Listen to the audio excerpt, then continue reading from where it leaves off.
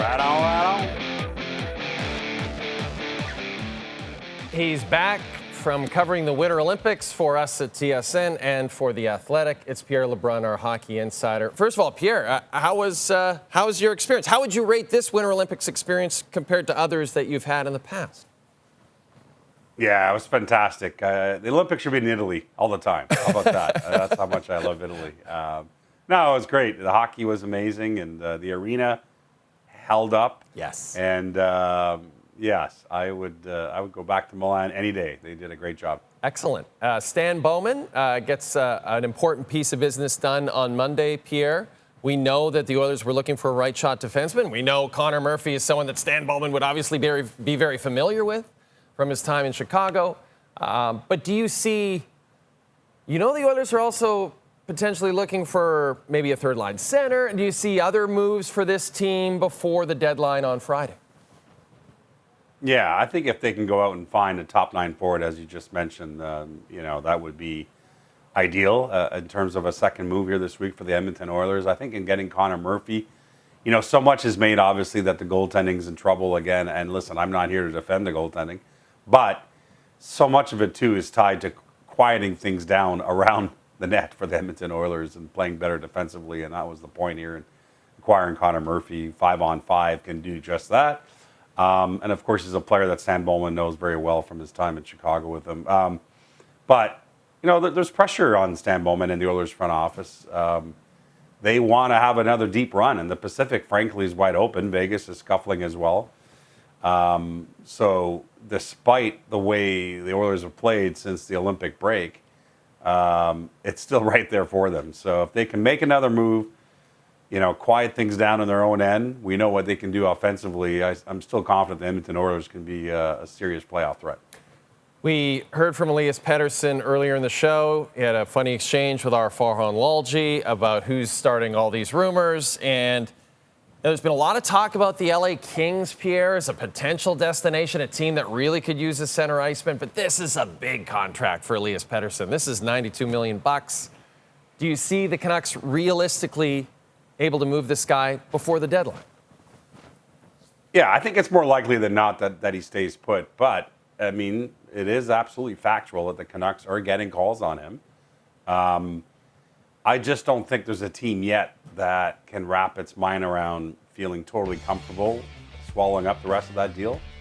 There certainly have been moments this year where Pettersson shows you why he's that player with that contract, but certainly more moments than not where he doesn't live up to it. So, LA, Carolina, there's certainly teams that make sense in terms of where he could potentially fit, but I don't really see the urgency in needing to get that done before this deadline. And listen, my understanding is the Canucks are fine if they don't trade him, that this is something that doesn't have a deadline on it in terms of when he could potentially move over the next year or two.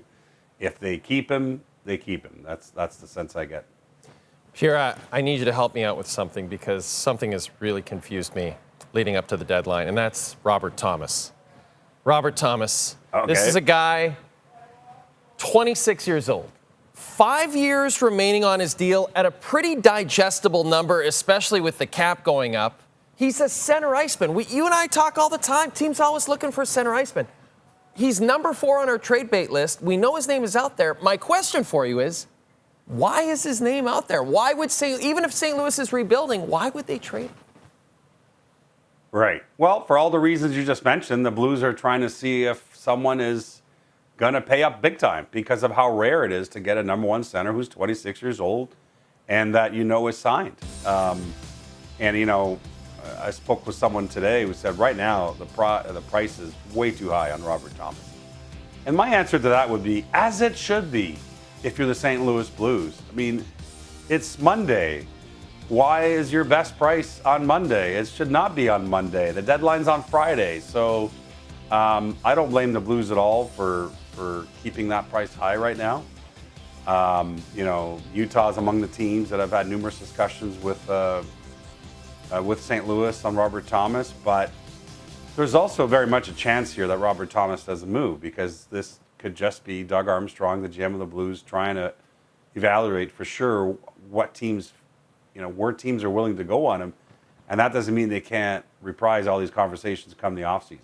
So, listen, there's been way too much in terms of what I've heard in terms of conversations that this isn't smoke and mirrors. The Blues are having active trade discussions on Robert Thomas. But, if they choose not to drop that price and he stays put, I think they're okay with that too. And don't forget, he's got a full no trade clause. So Robert Thomas has a say in how this ends up as well. But you're right. I mean, it's rare for a player, a center of his age and his caliber, to be on the market. So that's why it's a situation that we continue to monitor. And then if you stay in the Central and you think of the big three there, Pierre, Colorado, Minnesota, and of course the Dallas Stars. They've made some big moves, not just this year, but last year we remember the Brock Nelson deal for the Avalanche was so massive. Do you see either of those three juggernaut teams making a splash before Friday? I think all three will make a tangible move again before Friday. Now, to the Wild's defense, they've already made the biggest trade of the year, if not the decade, in acquiring Quinn Hughes early this year. But they want to add a top six forward. They hope it's a center, but they'll settle for a winger. But they want to add a top six piece. And they're all in now. They might as well be. You make the Hughes deal. You also want to show Quinn Hughes how serious you are about being a contender. So that there's that layer of intrigue to it all in terms of GM Bill Guerin wanting to make another move.